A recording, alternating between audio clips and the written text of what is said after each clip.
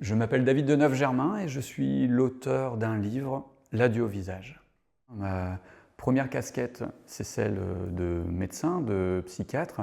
Et pour présenter L'adieu au visage, je dirais que c'est une écriture de la catastrophe, de cet effondrement que nous avons traversé il y a 5 ans, et que l'enjeu, c'est de voir qui nous sommes et ce que nous devenons lorsque nous sommes mis en tension.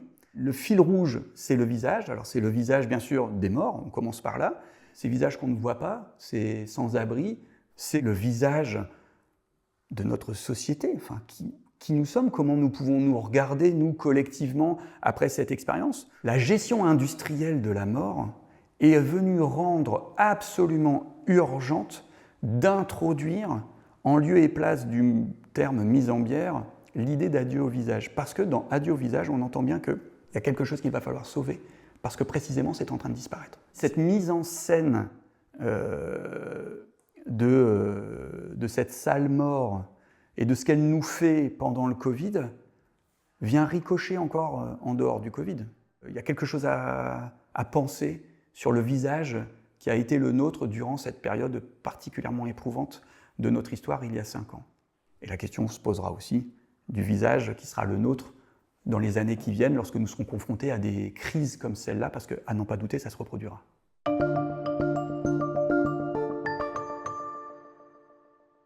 Lorsque l'épidémie se déclare, lorsque la catastrophe sanitaire arrive, je vais arrêter d'écrire de la littérature, je vais arrêter de lire de la littérature, j'en suis incapable, parce que j'ai peur de mourir. Parce que j'ai peur de ce qui est en train d'arriver, j'ai du mal à y croire et je vais me cramponner en fait à un journal dans lequel je vais tout consigner. C'est un virus qui a eu comme effet de provoquer des asphyxies qui étaient mortelles chez les uns et chez les autres. Mais c'est aussi un virus qui a mis littéralement à bout de souffle le système hospitalier et les soignants. La littérature, elle va jaillir du journal de bord comme une façon d'aller prendre soin de moi, et prendre soin de tous les miens, de tous les soignants et de tous ces gens qui sont en train de se battre et de résister face à l'horreur.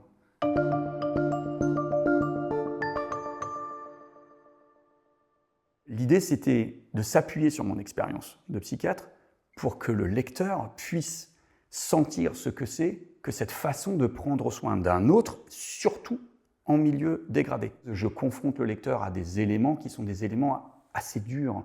Et donc il était important pour moi que je prenne soin du lecteur et que j'amortisse au maximum le réel, que je le prenne par la main pour pouvoir lui faire passer ce que c'est que de prendre soin d'autres personnes en temps de pandémie. Lui permettre de faire une expérience éthique sur une ligne de front et de se trouver dans les conditions qui étaient les nôtres, de devoir arbitrer un certain nombre de choses, qui va vivre, qui va mourir, sur quels critères, etc. Ce sont des choix absolument tragiques pour ceux qui ont à les faire. J'ai voulu construire un personnage de soignant qui les vaut tous, qui est fait de ce que moi j'ai pu faire et qui fait partie de mon journal de bord, mais aussi de tous ces soignants avec lesquels j'ai travaillé, et aussi de tous ces soignants que j'ai accompagnés aussi en tant que thérapeute, en tant que psychiatre, pendant la période de crise sanitaire.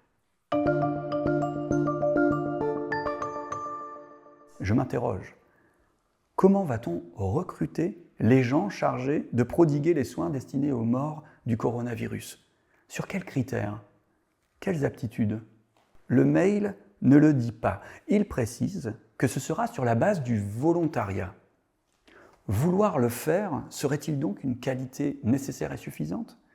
Mais quel genre de personne peut vouloir accomplir une telle mission? D'où peut venir la motivation à laver un corps qui ne respire plus? Comment? Alors que l'hôpital réclame son lot d'aidants pour sauver les vivants, se pourrait-il que les défunts m'attirent à leur chevet? Plutôt que sur les corps en mal d'oxygène et encombrés de sécrétions, pourquoi serait-ce sur leur chair refroidie que mes mains se pencheraient? Comment se pourrait-il que j'en vienne à vouloir enfiler une blouse, un masque, des surchaussures, des gants, une charlotte, des lunettes en plexiglas et un tablier en plastique avec pour objectif d'aller toiletter les morts, ainsi fagotés? Il me faudrait une solide motivation pour prendre l'ascenseur au sous-sol et appuyer sur le bouton chargé de me propulser 10, 20 ou 30 mètres au-dessus de la surface de la Terre vers cette chambre d'hôpital où le Covid aurait eu raison de l'un des nôtres. Il me faudrait une grande idée, une idée d'une force telle qu'elle m'aide à traîner ma carcasse apeurée dans le long couloir de ce service où je pousserai mon chariot, avec le matériel à usage unique destiné à honorer cet homme ou cette femme immobile sur son lit et qui m'attend. Armé de ce que d'autres habilleront du mot foi et qui n'a pas trouvé chez moi l'équivalent qui en épuiserait la vérité, je ne frapperai pas à la porte, conscient que l'occupant de la chambre n'est plus de ceux qui peuvent être dérangés.